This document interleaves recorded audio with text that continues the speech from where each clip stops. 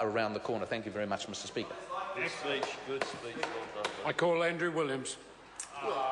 Thank you, Mr. Speaker. Take a call on behalf of New Zealand First, and isn't it interesting speaking after what will be the next Member of Parliament for Epsom when the National Government finally pulls the plug on the ACT Party and sends them off into the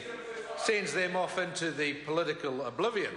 And then that particular Member of Parliament might stop interviewing his typewriter and might stop looking in the mirror for his answers, and might actually go out and not just interview people like the Gallaghers, who he wrote a book for, but might actually, as we have in opposition, sit in the likes of Christchurch and Dunedin and in Wellington and Auckland and listen to real manufacturers and real companies who are having a real problem in this economy, trying to survive and trying to keep their workers in jobs.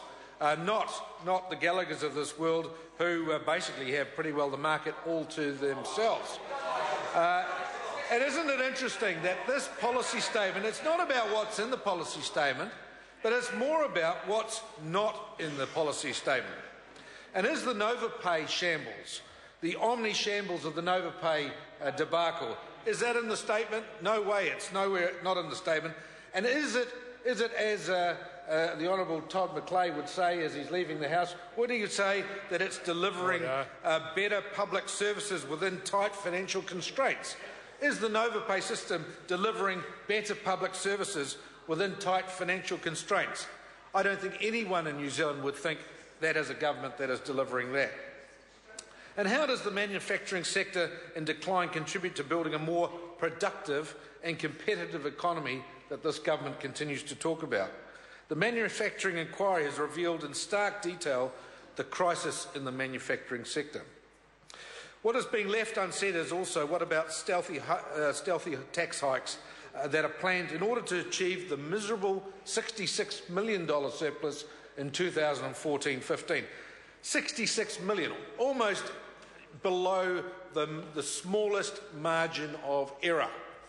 In an economy turning over some $200 billion a year, to be down to $66 million GDP of $200 billion, $66 million could literally go in a quarter of an hour if the wrong button is pressed. But that's what this government is hinging itself on.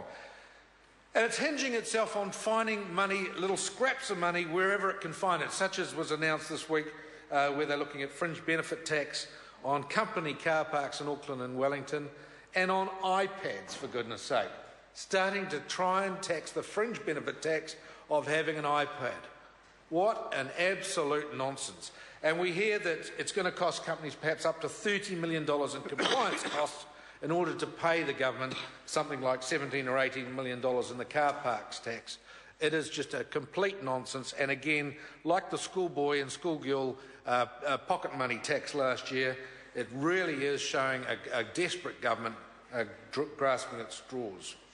The latest solid energy debacle, what a debacle. Again, hundreds of millions of dollars.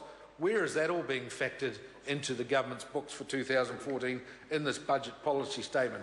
Because certainly, when Bill English drew it up some time ago, they certainly had overlooked what was happening in the likes of that state-owned enterprises.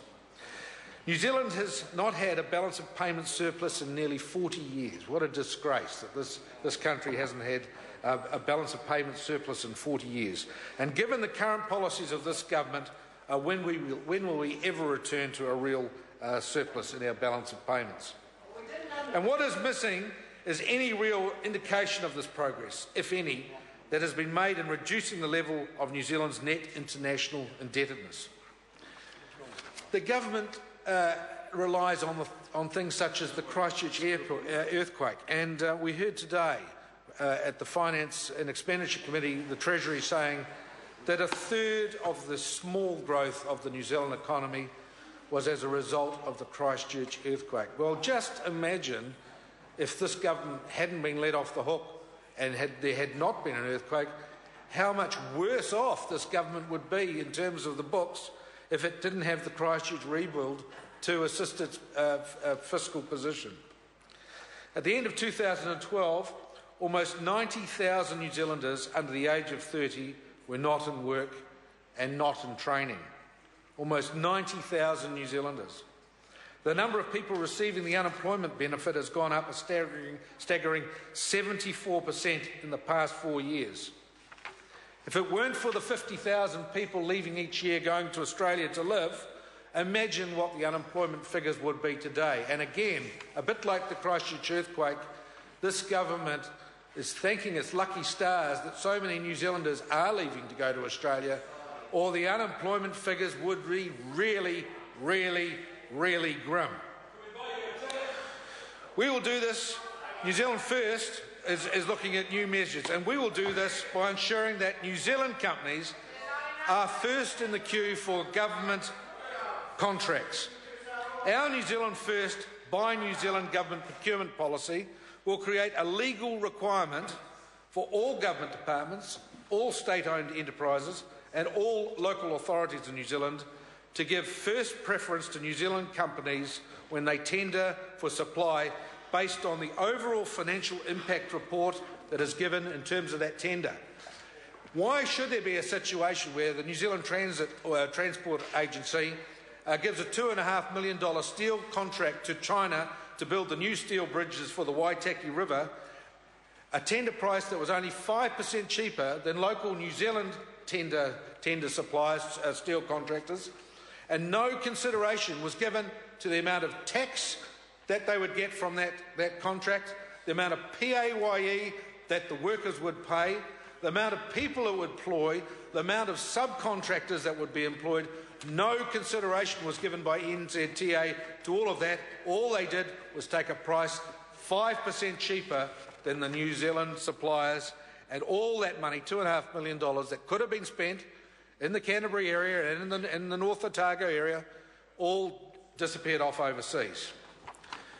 Why did the government not step into Kiwi Rail and look at ways of keeping the Hillside Rail workshops open, the largest foundry in New Zealand, the largest workshop in New Zealand, that was keeping the capability, the expertise and the knowledge of heavy engineering in this country going? Why didn't they look into, as was suggested again, and the members over there would have heard it had they been at the manufacturing inquiry in Dunedin on Monday, that, for instance, there could have been a joint venture with the Chinese suppliers and it could have been done in a flat pack arrangement, as was done in the old days in New Zealand with CKD construction of cars, where the heavy steel could have been produced in China, produced in such a way as to be sent to the Hillside Rail workshops for them to then physically put the carriages together and put them on the tracks, commission them, weld them and send them out. And that was not done. The total tender went offshore. And we have discovered this week at the manufacturing inquiry that the steel welding of many of these railway wagons is insufficient. It looks like a bubble pack, apparently, a lot of the welding.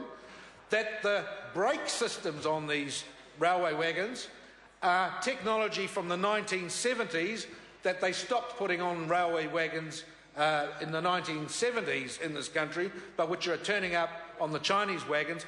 All this sort of nonsense going on. We also heard at the manufacturing inquiry that the broadband rollout in this country is being supplied out of Sweden, and all the cabling, including even the plastic outside cabling that can be produced in this country, is coming from Sweden. So these billions of dollars that have been rolled out to put broadband through New Zealand by this government, spending all this money, and it's all disappearing offshore.